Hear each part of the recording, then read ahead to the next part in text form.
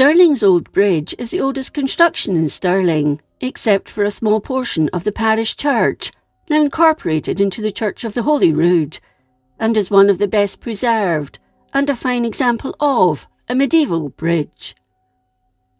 It was an important crossing point, linking lowland Scotland with the Highlands. According to Black's Picturesque Tourist of Scotland, the Old Bridge of Stirling existed long before there was any bridge upon the Tay, or any other stone bridge over the Forth, and it was thus, absolutely, the gate between the north and south of Scotland. The bridge was described in other works, including Sir Robert Sibbald's The History, Ancient and Modern, of the Sheriffdoms of Fife and Kinross, first published in 1710. He described the bridge as a stately bridge of hewn stone, consisting of 4 large arches, with an iron gate upon it, laid over it, the Forth, from the south to the north. In A Picture of Stirling, published in 1830, writer John Gellatley describes it as by far the most noted structure of the kind in Scotland. It can be seen that it replaces an older bridge, but not the famous wooden one of the Battle of Stirling Bridge fame. This bridge, which appeared on Matthew Paris's map of 1247, was slightly further north of the bridge, where parts of its foundations remain under the water, having been destroyed in 1297. After that time, a ferry carrying people and goods was introduced across the river at Winchelsea Park, now broadly Bridgehaugh Park. This ferry ran for more than 100 years, until the bridge was built, according to some sources, sometime between 1400 and 1415. This was possibly at the instigation of Robert Stewart, the Duke of Albany, while others believe it was constructed later at the instigation of James IV in the later 15th or early 16th century. As mentioned, the bridge was constructed of hewn stone, with the 4 arches being almost semicircular in shape. The 3 large piers, built on huge oval foundations, were strengthened with V-shaped triangular cutwaters. A large stone archway was created where the pillars stand today, at the north end of the bridge. It was on this archway a heavy and strong gate once hung, and you can still see stonework alluding to this. These few blocks are corbels for the gate, and the only example left of a bridge gate in Scotland. It was made of iron, ornately decorated with the town's coat of arms, the wolf on the crag. A similar arch was also constructed at its other end, but had no gate.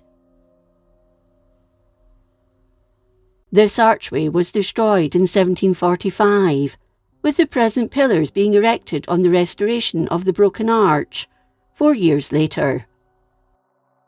It was at this point the iron gate was removed. Some of the iron was sold at public roup, raising a considerable sum of money. It was replaced by a wooden gate which lasted 50 years, but this was removed due to the stage and mail coaches using the bridge. The abutments came when the bridge was extended.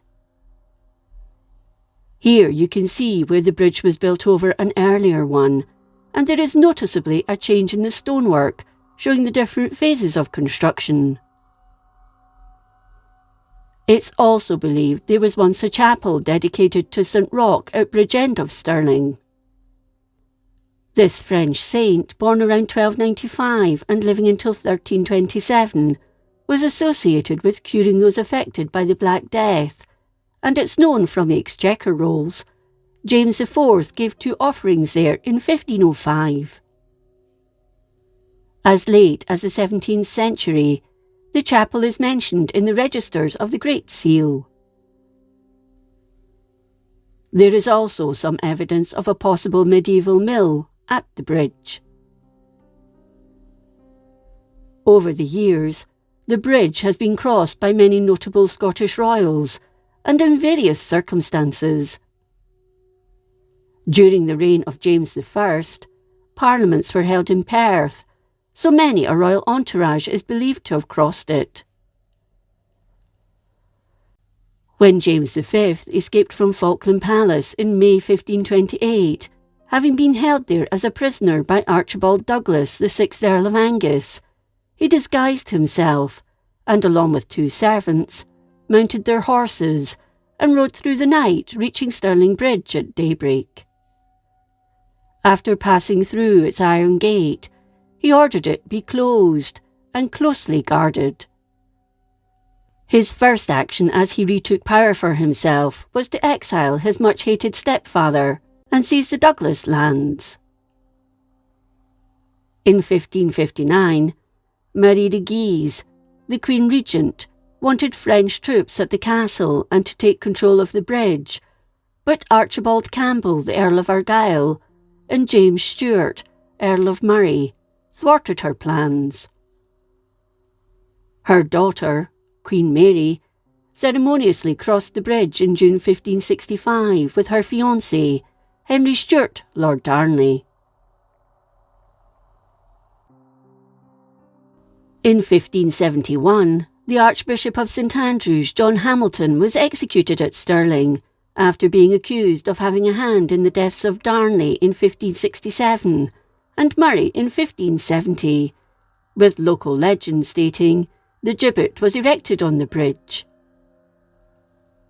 By the end of the century, the bridge was described as being in disrepair, but in the 17th century this was addressed, and tolls were introduced to help pay for it.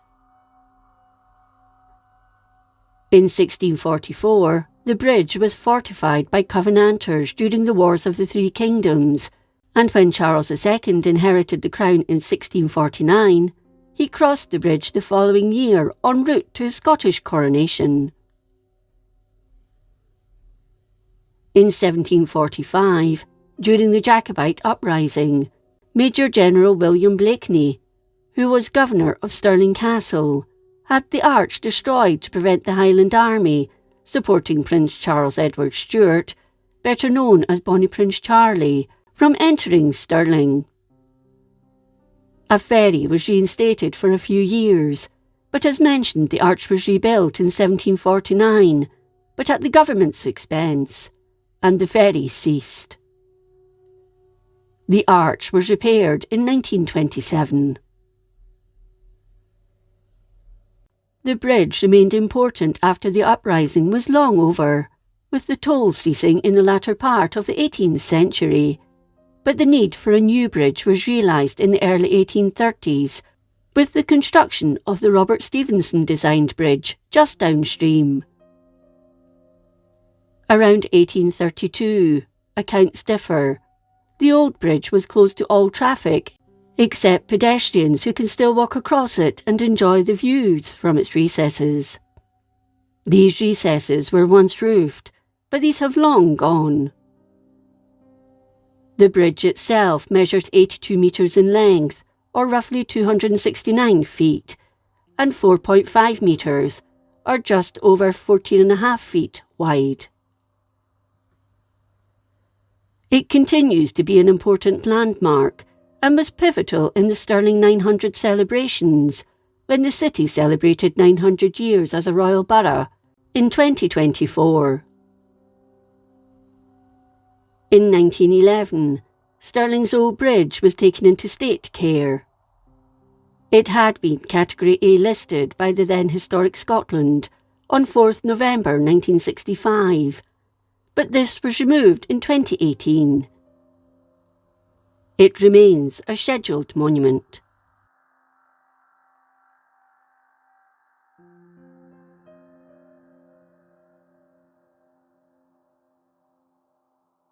If you enjoyed this episode of Scotland's History, please like, comment and subscribe. Until next time, thank you for watching.